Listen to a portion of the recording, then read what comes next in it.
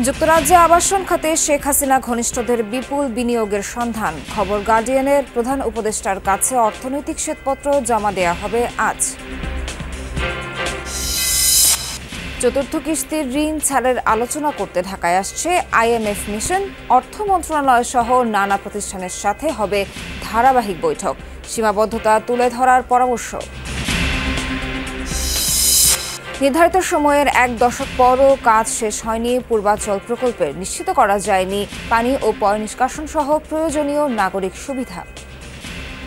যেগুলো সুযোগ সুবিধা থাকার কথা ওগুলো হচ্ছে না বিদায় মনে করেন এই যে বাড়িঘর এগুলো হচ্ছে না। বিদ্যুতে নাই, আবার আপনার গ্যাস নাই, মানুষ আইসা যে থাকবে এরকম পরিবেশটা এখনো এই পাটটায় সৃষ্টি হয় না।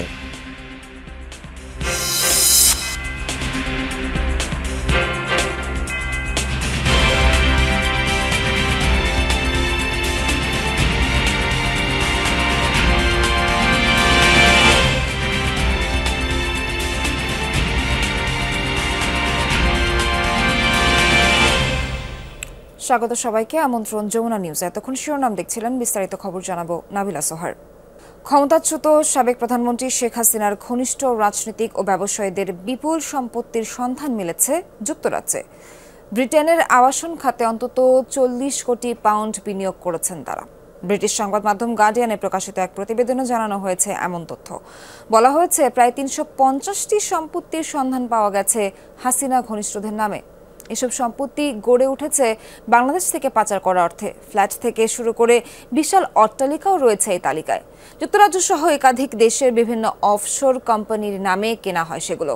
মালিকানায় সাবেক প্রধানমন্ত্রীর বেসরকারি শিল্প ও বিনিয়োগ বিষয়ক উপদেষ্টা সালমান এফ রহমান, সাবেক ভূমিমন্ত্রী সাইফুজ্জামান চৌধুরী সহ অনেক ব্যবসায়ীর নাম রয়েছে। মূলত ব্রিটিশ গণমাধ্যম অবজারভার এবং বার্লিন ভিত্তিক দুর্নীতি বিরোধী প্রতিষ্ঠান ট্রান্সপারেন্সি ইন্টারন্যাশনালের যৌথ অনুসন্ধানে বেরিয়ে এসেছে এসব তথ্য, যা নিয়ে রিপোর্ট প্রকাশ করেছে গার্ডিয়ান।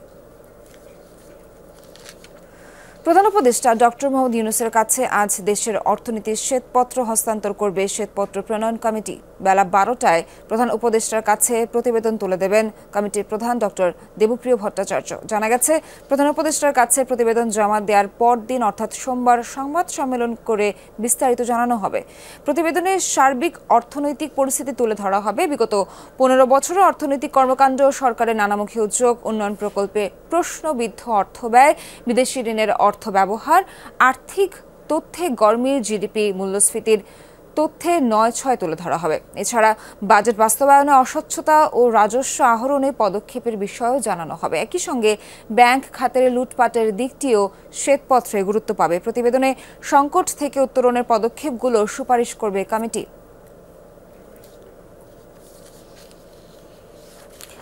আর্থিক খাত কোন দিকে যাচ্ছে, সংস্কার উদ্যোগ বাস্তবায়নের অগ্রগতি কতটুকু, সার্বিক দিক পর্যালোচনায় ঢাকায় আসছে আইএমএফ মিশন। সংকটের মধ্যেও শর্ত পরিপালনে ইতিবাচক মনোভাব আছে কিনা সেটি গুরুত্ব দেবে ঋণদাতাই সংস্থা। $470 কোটি ঋণ পেতে একাধিক শর্ত দেয় আন্তর্জাতিক মুদ্রা তহবিল। সবকিছু ঠিক থাকলে মিলবে ঋণের চতুর্থ কিস্তির অর্থ। বিশ্লেষকরা বলছেন, তুলে ধরতে হবে পরিবর্তিত অবস্থা এবং সীমাবদ্ধতা। সংকটে দেশের অর্থনীতি, চলমান রয়েছে উচ্চ মূল্যস্ফীতি, রাজস্ব আদায়ে তৈরি হয়েছে স্থবিরতা, নড়বড়ে ব্যাংক খাত, বিনিয়োগেও হতাশা। অর্থনীতিকে টেনে তুলতে নানামুখী উদ্যোগ আছে, এজন্য দরকার পর্যাপ্ত অর্থ। এরই মধ্যে 8 থেকে $10 বিলিয়ন ঋণ প্রতিশ্রুতি পেয়েছে সরকার। তবে 2022 সালে অনুমোদন মেলার পর আন্তর্জাতিক মুদ্রা তহবিল বা আইএমএফ এর সঙ্গে 3 বছর মেয়াদী ঋণ চুক্তিতে রয়েছে বাংলাদেশ। এর মধ্যে ছাড় হয়েছে $470 কোটি ঋণের 3টে কিস্তির অর্থ। চতুর্থ কিস্তি ছাড় করতে ঢাকায় আসছে মিশন।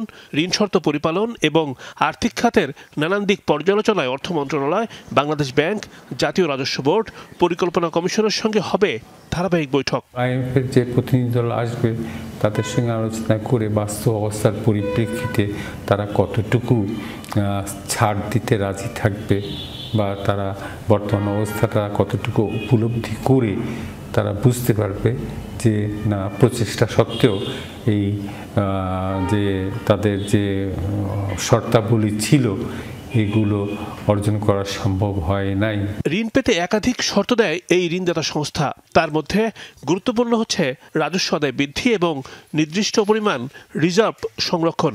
তবে সেই শর্ত পরিপালনে ব্যর্থ হয়েছে এনবিআর ও বাংলাদেশ ব্যাংক। যেখানে অনিশ্চয়তা থাকবে, গভর্নেন্সের ইস্যু থাকবে, সেখানে তো আমরা কালেকশন বলেন, গ্রোথ বলেন, সবই তো ঊর্ধ্বমুখী হওয়ার কথা না। ট্যাক্সের আইনগত পরিবর্তন, রেটগুলোর পরিবর্তন, সার্ভিস প্রোভাইড থেকে শুরু করে আমার বিকল্প বিরোধ নিষ্পত্তি, এই যে কম্বাটিং ট্যাক্স এভেশন, অনেক ইস্যুজ আছে। শুধু ঋণ চুক্তির আওতায় পাওয়া অর্থই নয়, পরিবর্তিত সময়ে চাপ সামাল দিতে সংস্থাটির কাছে বাড়তি চাওয়া হয়েছে আরও $3 বিলিয়ন। এই অর্থ দিয়ে পরিশোধ করা হবে সার এবং বিদ্যুতের বকেয়া। জ্বালানি তেল নিয়েছি বা বিদ্যুৎ নিয়েছি, এগুলা কিন্তু বকেয়া রয়ে গেছে অনেক। কাজেই জ্বালানি একটা গুরুত্বপূর্ণ খাত, কারণ জ্বালানি খাতে যদি আমাদের জ্বালানি বা বিদ্যুৎ আমদানি এটা যদি ব্যাহত হয়, তাহলে কিন্তু অর্থনৈতিক কর্মকাণ্ড স্থির হয়ে যাবে। তাই ডিসেম্বরের শুরুতে 2 সপ্তাহের জন্য ঢাকায় আসবে IMF মিশন। সবকিছু ঠিক থাকলে ওই মাসেই ছাড় হবে চতুর্থ কিস্তির অর্থ। রিমন রহমান, যমুনা নিউজ, ঢাকা। বহুল আলোচিত 21 আগস্ট গ্রেনেড হামলা মামলার ডেথ রেফারেন্স ও আসামিদের আপিলের রায় আজ ঘোষণা করবেন হাইকোর্ট। বিচারপতি AKM আসাদুজ্জামান ও বিচারপতি সৈয়দ এনায়েত হোসেনের হাইকোর্ট বেঞ্চ এ রায় দেবেন। অন্তর্বর্তী সরকার গঠনের পর 23 অক্টোবর চাঞ্চল্যকর এই হত্যা মামলার ডেথ রেফারেন্স ও আপিল শুনানির জন্য প্রধান বিচারপতির দপ্তর থেকে হাইকোর্টে বিচারপতি AKM আসাদুজ্জামানের নেতৃত্বাধীন বেঞ্চে পাঠানো হয়। 31 অক্টোবর মামলার পেপার বুক পাঠের মধ্য দিয়ে শুনানি শুরু করে রাষ্ট্রপক্ষ। 21 নভেম্বর আসামিদের ডেথ রেফারেন্স ও আপিলের ওপর শুনানি গ্রহণ শেষ হয়। এই হামলা মামলায় 2018 সালের 10 অক্টোবর ঢাকার দ্রুত বিচার ট্রাইব্যুনাল এক সাবেক স্বরাষ্ট্র প্রতিমন্ত্রী লুৎফুজ্জামান বাবর সহ 19 জনের মৃত্যুদণ্ডের আদেশ দেয়। এছাড়া বিএনপির ভারপ্রাপ্ত চেয়ারম্যান তারেক রহমান সহ 19 জনের যাবজ্জীবন ও 11 জনকে বিভিন্ন মেয়াদে কারাদণ্ড দেন আদালত। বিএনপির দাবি ষড়যন্ত্র করে সাজা দেওয়া হয়েছে রাজনৈতিক নেতাদের। হাইকোর্টের রায়ে বিএনপি নেতারা খালাস পাবেন কিনা তাও নির্ভর করছে আজকের রায়ের ওপর। দর্শক, এ বিষয়ে আরও জানাতে হাইকোর্ট থেকে এই মুহূর্তে যোগ দিচ্ছেন সহকর্মী নুরনবী সরকার। যাচ্ছে তার কাছে। নুরনবী, গ্রেনেড হামলা মামলার তো আপিলের রায় হচ্ছে, তারেক রহমান সহ আসামিদের খালাস চেয়ে আইনজীবীরা আসলে কি বলেছেন আদালতে, আর রাষ্ট্রপক্ষ কি বলছে সেক্ষেত্রে সবশেষ তথ্য জানাবেন।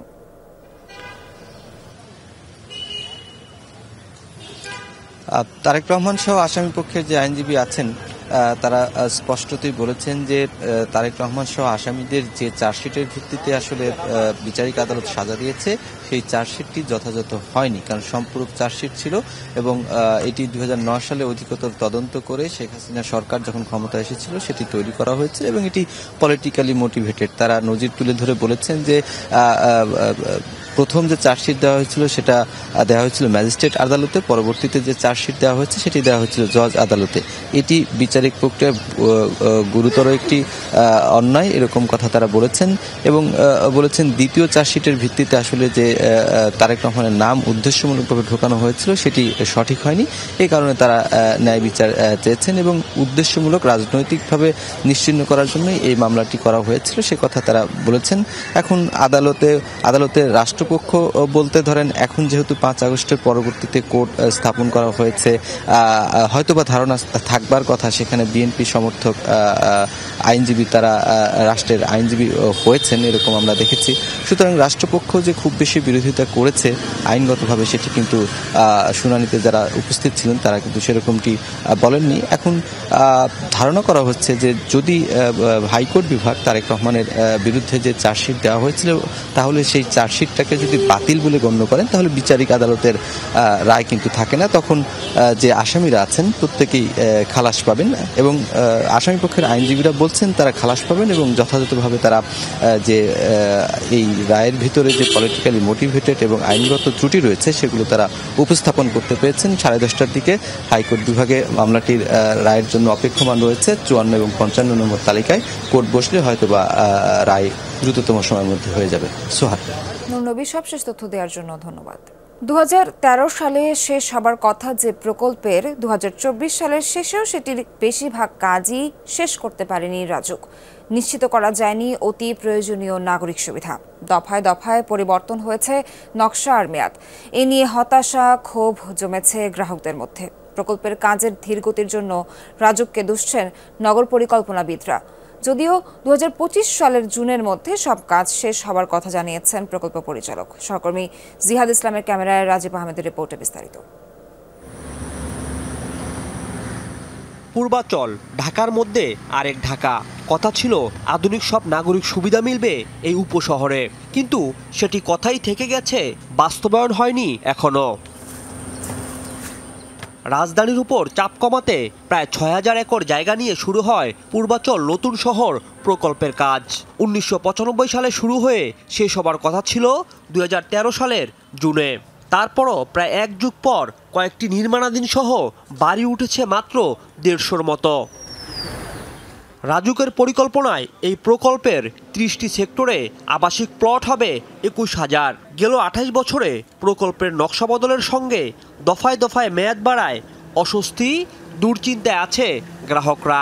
রোগী যদি অসুস্থ হয়, কাছে কোনো হাসপাতাল নাই, হয় খিলকেত লয়ে যাই, আনালে মানে বিভিন্ন ঢাকার দিকে লয়ে যাওয়া লাগে। বাড়ি ঘর করলে আপনার অনেক দূরে যেতে চাই লেখাপড়া করতে। যেগুলো সুযোগ সুবিধা থাকার কথা ওগুলো হচ্ছে না বিদায় মনে করেন এই যে বাড়িঘর এগুলো হচ্ছে না, নাহলে কিন্তু হয়ে যেত, অনেক আগে হয়ে যেত। সরজমিনে এসব অভিযোগের সত্যতাও মিলেছে। পানি সরবরাহই নিশ্চিত করা যায়নি অন্তত 60 ভাগ এলাকায়।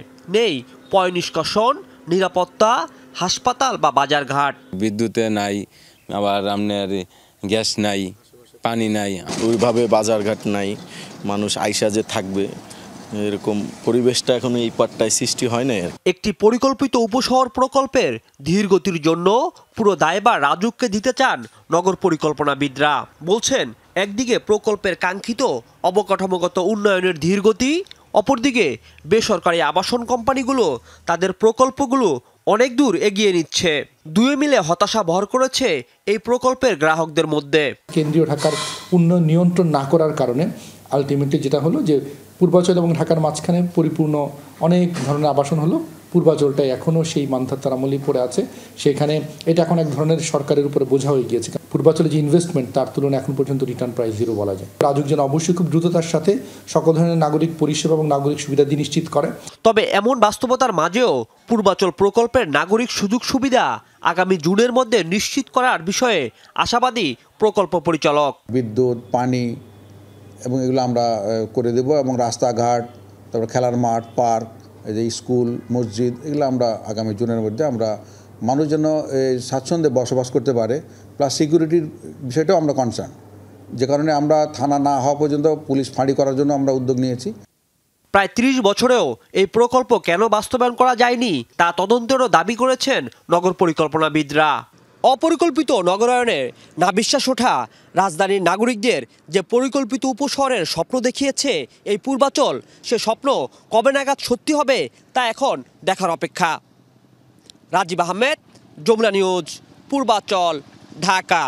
আওয়ামী লীগ 5 আগস্ট দেশ ছেড়ে পালিয়ে গেলেও তাদের কারা সহায়তা করেছে তা জানতে চায় দেশের মানুষ। খুলনায় ইস্টার্ন জুট মিল শ্রমিক ময়দানে জামায়াতে ইসলামী আয়োজিত সমাবেশে কথা বলেছেন দলটির আমির ডক্টর শফিকুর রহমান। তিনি বলেন, ক্ষমতা স্থায়ী করতে প্রথমে পিলখানা হত্যাকাণ্ড ও পরে জামায়াত নেতাদের ফাঁসি দেয় আওয়ামী লীগ।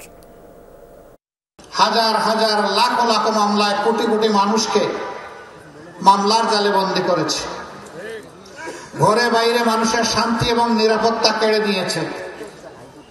কার্যত বাংলাদেশকে একটা বৃহত্তর কারাগারে পরিণত করেছিল। এরা ছিল বেপরোয়া। এরা না আল্লাহকে ভয় করেছে, না মানুষকে সম্মান এবং সমীহ করেছে। এরা মানুষকে মানুষ গণ্য করে নাই। 9 মাস বন্ধ থাকার পর কক্সবাজার থেকে সেন্ট মার্টিনের জাহাজ চলাচল শুরু হলো। কয়েকশো পর্যটক নিয়ে কিছুক্ষণ আগে ছেড়ে গেছে একটি জাহাজ। এ বিষয়ে আরো জানাতে যুক্ত হচ্ছেন সহকর্মী এহসান আল কুতুবী। এহসান, দীর্ঘদিন পর জাহাজ চলাচল শুরু হওয়া নিয়ে আসলে পর্যটকরা কি বলছেন, তাদের সবার উচ্ছ্বাস কেমন দেখছেন? প্রথম যাত্রা হিসেবে কিন্তু সেন্ট মার্টিনে যারা যাচ্ছেন তাদের মাঝে উচ্ছ্বাস আছে, আনন্দ আছে, তারপরে আবার নতুন অভিজ্ঞতার বিষয়ও আছে। অর্থাৎ যেহেতু ট্রাভেল পাসের একটা বিষয়, সেটি কিন্তু প্রথম। আগে কখনো ট্রাভেল পাস নিয়ে সেন্ট মার্টিনে যেতে হয়নি। আর এইবার প্রথমবারের মতো তারা ট্রাভেল পাস পেয়েছে টিকিটের সাথে, সেই জন্য তাদের কাছে এটি একটি নতুন অভিজ্ঞতা। আর পাশাপাশি সেন্ট মার্টিনকে ঘিরেই যে কক্সবাজারের দমদমিয়া যেটি টেকনাফে সেটি যেহেতু বন্ধ, আর ওই জেটিঘাটকে ঘিরে কিন্তু প্রায় 5,000 মানুষের জীবিকা ওখান থেকেই অর্জন হয়, কিন্তু জীবিকা নির্বাহ করে ওখান থেকেই।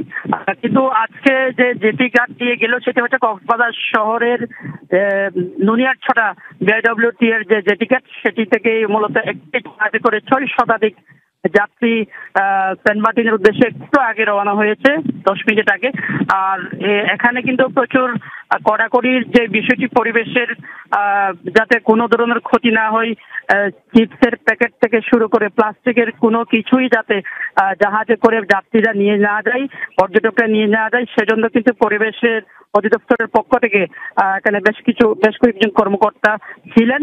তারা কিন্তু যারা পলিথিন নিয়ে যাচ্ছেন তাদেরকে নিষেধ করেছেন। পাশাপাশি তারা একটি কাগজের ব্যাগ দিয়ে তাদেরকে সহযোগিতা করেছেন, এবং জাহাজের পক্ষ থেকেও কিন্তু ঘোষণা করা হয়েছে যাতে কোনো ধরনের প্লাস্টিক দ্রব্য এবং প্লাস্টিকের কোনো প্যাকেট বা কোনো বোতল যাতে তারা সেন্ট মার্টিনে নিয়ে না যায়, সে বিষয়ে কিন্তু জাহাজের পক্ষ থেকেও সতর্ক করা হয়েছে। পাশাপাশি 3টি জাহাজের মধ্যে আজকে মাত্র একটি জাহাজ রওনা হলো। সোহার, ইহসান, ধন্যবাদ আপনাকে। জুলাই আগস্টে ছাত্র জনতার আন্দোলনের মধ্য দিয়ে নতুন বাংলাদেশ অর্জন জাতিকে নতুন করে উদ্দীপনা যোগাবে মন্তব্য করেছেন ঢাকা বিশ্ববিদ্যালয়ের উপাচার্য অধ্যাপক ডক্টর নিয়াজ আহমেদ খান। সকালে বিজয় দিবস উপলক্ষে র্যালির আয়োজন করে ঢাকা বিশ্ববিদ্যালয়। র্যালিটি বিশ্ববিদ্যালয়ের অপরাজ্য বাংলা থেকে শুরু করে টিএসসি হয়ে স্মৃতি চিরন্তন চত্বরে গিয়ে শেষ হয়। এতে অংশ নেন বিশ্ববিদ্যালয়ের শিক্ষক, শিক্ষার্থী ও বিভিন্ন স্বেচ্ছাসেবীরা। র্যালি শেষে উপাচার্য বলেন, গণ অভ্যুত্থানের সময় যারা প্রাণ দিয়েছে তাদের স্মৃতি নিয়েই আগামীতে কাজ করতে হবে, আর পেছনে ফিরে যাওয়ার কোনো সুযোগ নেই। ঢাকা বিশ্ববিদ্যালয় জাতির কাছে দায়বদ্ধ থেকে কাজ করবে বলেও জানান তিনি। সকল বাধার ষড়যন্ত্র মোকাবেলা করে সামনে দেশ এগিয়ে যাবে বলেও প্রত্যাশা ব্যক্ত করেন উপাচার্য। পরে ঢাকা বিশ্ববিদ্যালয়ের সঙ্গীত বিভাগের অংশগ্রহণে জাতীয় সঙ্গীত ও দেশাত্মবোধক গান পরিবেশিত হয়। রাজধানীর বাড্ডায় সুবাস্তু নজর ভ্যালি শপিং মলের 4টি দোকান আগুনে পুড়ে গেছে। ভোররাতে ফায়ার সার্ভিস জানায় বহুতল ভবনটি 5ম তলা পর্যন্ত মার্কেট, 3য় তলায় আগুনে 4টি কাপড়ের দোকান পুড়ে গেছে। আরও জানানো হয়, গত রাত 1:30টার দিকে আগুন লাগার খবর পায় ফায়ার সার্ভিস। পরে ফায়ার সার্ভিসের 3টি ইউনিট আগুন নিয়ন্ত্রণে আনতে সক্ষম হয়। অগ্নিকাণ্ডের ঘটনায় কেউ হতাহত হয়নি, এখনও জানা যায়নি ক্ষয়ক্ষতির পরিমাণ। ভবনটির অগ্নি নির্বাপন ব্যবস্থা ভঙ্গুর উল্লেখ করে ফায়ার সার্ভিস কর্মকর্তা জানান, এর আগে একাধিকবার এই বিষয়ে নোটিশ দেয়া হলেও তা আমলে নেয়নি মার্কেট কর্তৃপক্ষ।